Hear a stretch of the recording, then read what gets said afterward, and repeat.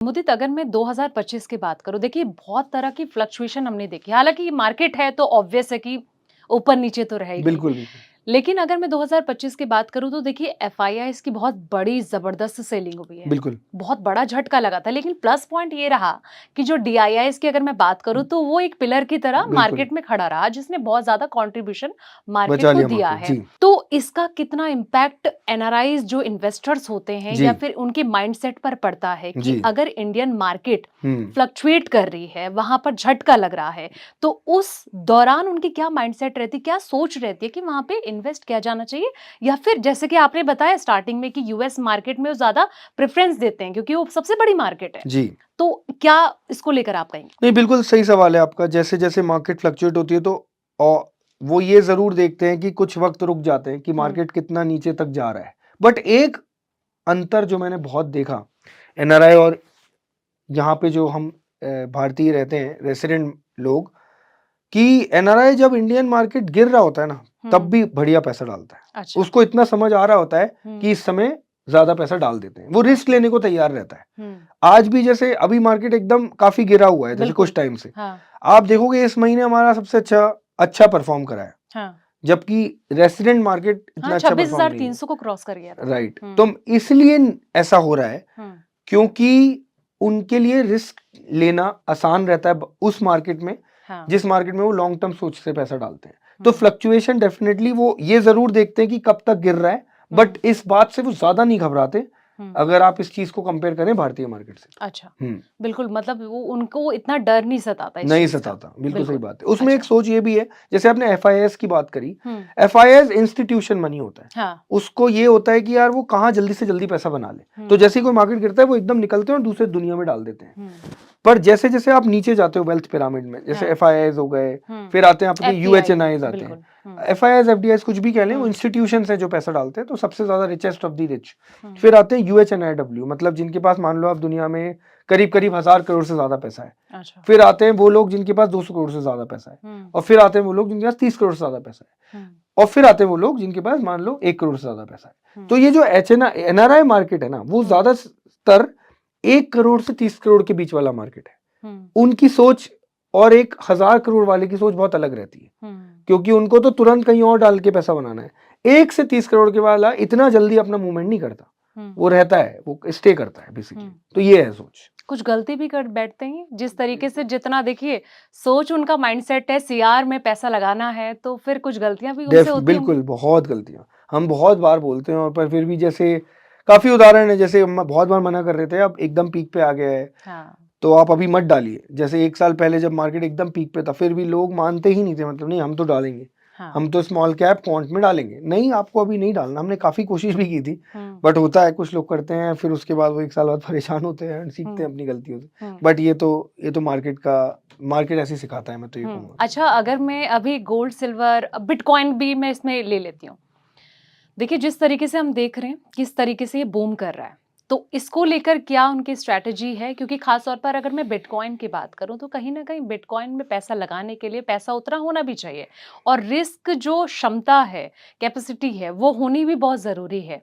तो क्या इस तरफ ये प्रेफ़र करना पसंद करते हैं? बिल्कुल नहीं, डेफ़िनेटली जैसा मैंने आपको कहा, ये वो लोग हैं जिनके पास भारतीयों से थोड़ा ज़्यादा पैसा है, तो हुँ, इनके पास एक परसेंटेज एलोकेशन होता है जो बहुत हाई रिस्क में जाता है। तो ये ओके, बिल्कुल पसंद करते हैं और 5 से 10% पैसा अपना लगाते हैं वो इस अच्छा। इन तरह के इंस्ट्रूमेंट्स में। हुँ, हुँ, बिल्कुल। अच्छा, जिस तरीके से अभी हम देख रहे हैं कि स्टार्टअप्स बहुत तेज़ी से बूम होता जा रहा है, ख़ास तौर पर इंडिया की अगर मैं बात करूँ तो ऑल वर्ल्ड के हिसाब से अगर मैं गलत नहीं हूँ तो म 3rd पोज़ीशन पर है, जिस तेज़ी के साथ इंडिया स्टार्टअप की ओर आगे ग्रो कर रहा है। तो इसको लेकर उनकी क्या स्ट्रैटेजी है? क्या-क्या चीज़ें वो सोचते हैं कि अगर वो भई भारत में आ रहे हैं तो उन्हें स्टार्टअप करना है, किस हुँ। तरीके से उन्हें इन्वेस्टमेंट किया जाना चाहिए? तो उनके लिए कहीं न कहीं एक बेस्ट इन्वेस्टमेंट के तौर पर खड़ा हो सकता है। नहीं, बिल्कुल हो सकता है जी, बहुत एक्साइटेड रहते हैं वो इस चीज़ को देख के, क्योंकि वो जब गए, ज़्यादातर लोग जब गए थे तो भारत स्टार्टअप में इतना नामी नहीं था। हुँ, बट आज इतना नामी है तो उनको कहीं न कहीं लगता है कि हमने कुछ मिस कर दिया, और वो मिस करने की जो भावना है, उस कारण वो और ज़्यादा उसमें अपना योगदान देने के लिए बहुत ही ज़्यादा उत्तेजित रहते हैं, राइट, एक्चुअली उत्तेजित रहते हैं। हम मना हुँ, करते हैं कि आप हुँ, ऐसा मत करो, हुँ, इतना मत करो, क्योंकि हुँ, स्टार्टअप एक हाई रिस्क इन्वेस्टमेंट है, आपको बहुत बिल्कुल। सोच समझ के करना चाहिए।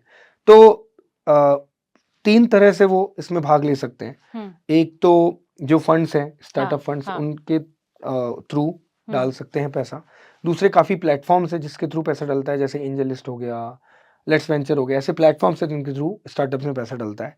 और तीसरा वो खुद इंडिविजुअली स्टार्टअप्स को इवैल्यूएट करके डाल सकते हैं, अगर हम्म, वो एक एक्रेडिटेड इन्वेस्टर हैं आज की भाषा में।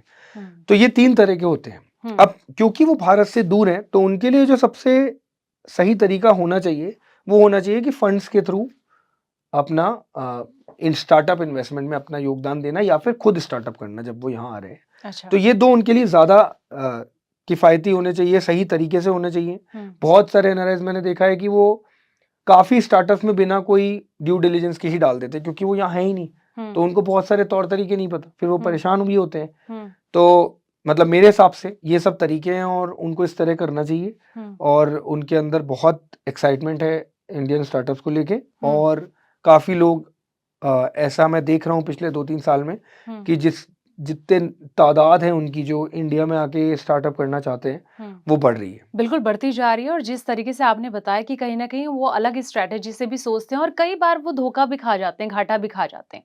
देखिए, कहीं न कहीं अगर मैं एनआरआईज़ के पैसे की बात करूँ तो कई बैंक में इंडिया में कई बैंक में उनके पैसे रहते हैं और हुँ। कहीं न कहीं इंडिया की जो इकॉनमी है उसके लिए एक वरदान साबित भी होती है क्योंकि बहुत ज़्यादा कंट्रीब्यूशन इनकी तरफ से आता है। लेकिन कहाँ पर वो गलती कर बैठते हैं कि जैसे कि मान लीजिए कि अगर उन्होंने कहीं पे इन्वेस्ट करना है, तो कहीं न कहीं किसी एक्सपर्ट से वो बात करेंगे, उनसे डील करेंगे, तो यहाँ पर उनको सोच समझ के रणनीति तैयार करना बहुत ज़रूरी होता है क्या? बहुत ज़रूरी होता है, क्योंकि बहुत बार हुआ क्या है कि 90 के दशक में और 80 के दशक में हुँ, उनके साथ काफ़ी ऐसा हुआ है कि काफ़ी लोगों ने कहीं कुछ लैंड खरीदवा दी, रियल एस्टेट खरीदवा दिया, कुछ और कभी इंश्योरेंस पॉलिसी हुँ, काफ़ी ऐसी बेची गई हैं जिससे उनके मन में पहले ही एक शक रहता है कि हमें अच्छा। सही राय दी जा रही है या नहीं, हुँ, सही प्लेटफ़ॉर्म है या नहीं। हुँ, तो क्योंकि वो गलतियाँ वो कर चुके हैं, हुँ, तो बिल्कुल बहुत ज़रूरी होता है उनके पूरे प्रॉब्लम स्टेटमेंट्स को समझना, हुँ, क्योंकि ऐसा भी होता है कि उनके जो टैक्स लॉज़ हैं, वो भी समझना ज़रूरी होता है हाँ, कि उनकी कंट्री में उन्हें क्या टैक्स लॉज़ लगे हैं जब वो भारत में पैसा डाल रहे हैं। हुँ, तो बहुत सारे एनालिस्ट को ये भी नहीं पता होता, और एक्चुअली पता भी बहुत कम है आजकल, हुँ, आज तक हुँ, जो सिस्टम्स बने हुए हैं। हुँ, आई थिंक उसी के हिसाब से हम भी कुछ चीज़ नई जो चीज़ें बना रहे हैं वो उसके अराउंड ही बना रहे हैं। हुँ। तो ज़रूरी है कि उन्हें पूरा पता रहे, ये बात सही है, और एक्सपर्ट राय ज़रूरी है। अच्छा, आपने टैक्सेशन की बात करी जिसमें वो काफ़ी ज़्यादा उलझ भी जाते हैं और हुँ। कहीं न कहीं ये कश्मकश उनकी लाइफ़ में बनी भी रहती है। अगर मैं इसके इतर रिटर्न की मैं बात करूँ जैसे कि अगर वो कहीं पर इन्वेस्ट कर रहे हैं, तो उसके लिए प्रो टिप्स आपके अकॉर्डिंग क्या होंगे? मतलब टैक्स के हिसाब टैक्सेशन को से। लेकर अगर जैसे कि आप अपनी राय रखें कि किस तरीके के हुँ, फेजेज़ उन्हें करने पड़ते हैं? राइट।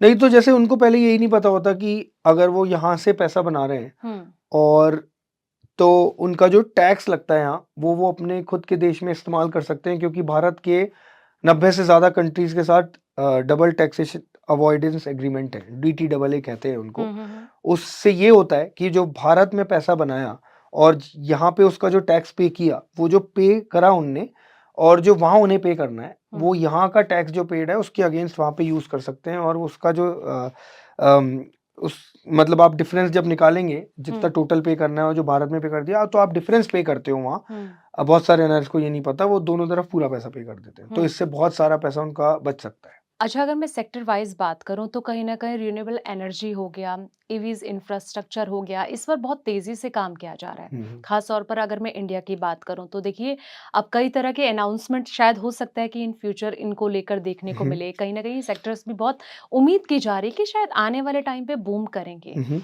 तो इन्वेस्टमेंट की अकॉर्डिंग अगर मैं आपसे जानना चाहूँ तो क्या सोच इसको लेकर रह सकती है कि अगर यहाँ पर निवेश किया जाए तो किस तरीके से उनको अपनानी चाहिए चीज़ें? टिप्स? जी, बिल्कुल, ओवरऑल बूमिंग सेक्टर्स में सब इंटरेस्टेड हुँ, रहते हैं, और एनआरआईज़ और ज़्यादा रहते हैं, क्योंकि वो जिस देश में है, वो देश भी आगे बढ़ रहे होते हैं। तो उनको ये आइडिया रहता है कि कौन से सेक्टर्स भारत में ज़्यादा आ सकते हैं। हुँ, जिसमें से एक सेक्टर ऑफ कोर्स आपने जैसा कहा, रिन्यूएबल एनर्जी, और पता चल रहा है दुनिया में। हुँ, जैसे एक बहुत अच्छा उदाहरण है कि जर्मनी में काफ़ी पहले रिन्यूएबल का बूम आया हुआ था। हाँ, सोलार, विंड आप देखोगे तो काफ़ी ज़्यादा उनकी डेवलप्ड इकोनॉमी है फ्रॉम रिन्यूएबल के हिसाब से देखें तो वहाँ के एनआरआईज को बहुत अच्छे से समझ में आता है कि भारत का रेन्यूएबल कैसे बढ़ सकता है या कैसे अच्छा। बढ़ेगा। तो जिस देश के जो लोग हैं, जैसे यूएस वाले लोग ये देख पाते हैं कि भारत में एआई का सबसे ज़्यादा इस्तेमाल कहाँ हो सकता है या नहीं हो सकता है, क्योंकि उन्होंने वो अपनी खुद के देश में अच्छे से होते हुए देखा है इस्तेमाल। तो आई थिंक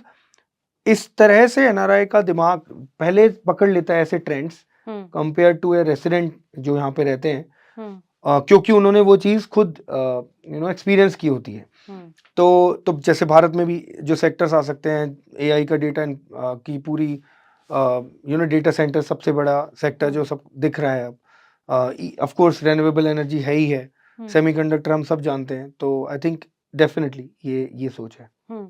अच्छा, अगर मैं आने वाले 2 से 4 साल की मैं बात करूँ, तो क्या लग रहा है कि कौन से सेक्टर आने वाले वक़्त में बहुत तेज़ी से ग्रो कर सकते हैं? और जहाँ पर कहीं न कहीं जो एनआरआईज़ इन्वेस्टर हैं, वो किस सेक्टर की ओर जाते हुए आपको नज़र आ नहीं, रहा मैंने जैसे आपको बताया, ये तीनों सेक्टर्स मुझे दिख रहा है है? जो होते हुए। हुँ, एक और बड़ी बात है कि कभी-कभी ट्रेंड्स आते हैं नए-नए, जैसे अब मेटल ट्रेंड आना शुरू हो रहा है, सबको बिल्कुल। दिख रहा है, राइट? वो एकदम से आया है। आप 3 साल पहले सोचते तो 100 में से 2 ही लोग बोलते वो बात, और हो सकता है वो होती, हो सकता है वो नहीं होती। तो काफ़ी बार मार्केट ऐसे मूव करता है, जिस तरह की ग्लोबल जियोपॉलिटिक्स तब्दील हो जाती है जिस तरह। हाँ। तो मैं ये कह रहा हूँ कि एक तो ये 3 सेक्टर हमें दिख रहे हैं लॉन्ग टर्म पर्सपेक्टिव से। शॉर्ट टर्म पर्सपेक्टिव से काफ़ी बार ट्रेंड्स ऑब्जर्व होंगे, जैसे सिल्वर, गोल्ड और मेटल्स में हो रहे हैं, वैसे और ट्रेंड्स ऑब्जर्व होंगे अदर सेक्टर्स में, जिसमें भी एनआरआईज अपना योगदान देंगे आगे जाके। बिल्कुल। अच्छा, कुछ देर पहले ना आपने आंसर किया था डाइवर्सिफिकेशन की बहुत ज़रूरी हो जाता है। मैं आपसे ये जानना चाहूँगी कि अगर एज़ अ एनआरआई उनको इन्वेस्ट करना है, तो कौन-कौन से वो डाइवर्सिफिकेशन उन्हें अपनाने चाहिए, जहाँ पर कि उनको आने वाले टाइम पे अच्छा रिटर्न मिल सके? डेफिनेटली, अगेन जैसे मैंने आपको 3 श्रेणियां बताई थी शुरू में हाँ। एनआरआईज की, तो मैं कोई भी एक श्रेणी से आपको उदाहरण दे सकता हूँ। जैसे बिल्कुल। अगर हम ये श्रेणी पकड़ लें जिनको भारत आना ही आना है, हाँ। तो उनको कैसे सोचना है, वो तो उनको ये होता है कि हम एक घर खरीद लें, तो सबसे पहले उन्हें घर खरीदना चाहिए। मैं सबको ये सजेस्ट नहीं करता, क्योंकि मुझे लगता है कि पहले डिपेंड करता है कि एज क्या है, आप रिस्क कितना ले सकते हैं, क्या आपका पहला पेरेंटल हाउस है नहीं है, बहुत सारे फैक्टर्स होते हैं, तो डायरेक्ट इसका कोई आंसर नहीं है। बट मैं एक उदाहरण दे सकता हूँ कि जिस एनआरआई का लेट से पेरेंटल हाउस नहीं है, तो सबसे पहले वो अपना ये सिक्योर करे, इमोशनली सिक्योर होना जरूरी है जब आप इन्वेस्ट कर रहे हो। तो पहले वो घर लेगा, घर लेने के बाद वो एसआईपी अपनी साथ साथ चालू करता है जब तक वो भारत नहीं आ रहा, क्योंकि वो घर लेके रेंट पे देता है, उस रेंटल इनकम से वो एसआईपी कर सकता है। फिर क्या होता है, जैसे जैसे वो और पैसे कमाता है उसके पास और इकट्ठे पैसे आते हैं। जब इकट्ठे पैसे आ रहे होते हैं तो फिर वो उस टाइम पे बल्क इन्वेस्टमेंट्स कर सकता है म्यूचुअल फंड्स और एसआईपी में, और ज्यादा पैसे आने पे कुछ हाई रिस्क ले सकता है, जैसे पीएमएस हो गया, एआईएफ हो गया। एंड उदाहरण के तौर पे कम लोग डेट प्रेफर करते हैं, जैसे मैंने बताया, क्योंकि आईएनआर करेंसी और उसके देश की करेंसी पे भी डिपेंडेंट है कि उसको क्या करना है, बट ज्यादातर लोग इक्विटी प्रेफर करते हैं। तो धीरे धीरे अपना हाई रिस्क एसेट क्लासेस की तरफ रुझाव बढ़ा सकते हैं, ताकि वो हाई रिटर्न की पॉसिबिलिटी भी बनाए। शुरुआत करें घर लेके, जो लोगों को वापस आना है, एंड फिर एक एसआईपी शुरू करते रहे रेंटल इनकम के थ्रू, एंड फिर बल्क इन्वेस्टमेंट्स करें। जब मैं एसआईपी कह रहा हूँ तो एसआईपी इक्विटी में भी हो सकती है और लेट्स से गोल्ड में भी हो सकती है, जैसे आपने शुरू में बताया। वो डिपेंड करता है कि उस मार्केट की उस टाइम पे क्या सिनेरियोस चल रहे हैं, तो बहुत डिपेंड करेगा कि वो क्या चाह रहा है और मार्केट के सिनेरियोस क्या है। उस हिसाब से आप लगातार एक एसआईपी रोल ओवर करते रहें। फिर बल्क का मैंने आपको बात किया, जैसे जैसे थोड़ा पैसा अक्यूमुलेट होता है उसकी कंट्री में उसके पास, और पैसा डालने का पैसा अक्यूमुलेट होता है, फिर हाई रिस्क की तरफ जाएं, जैसे पीएमएस आईएफ।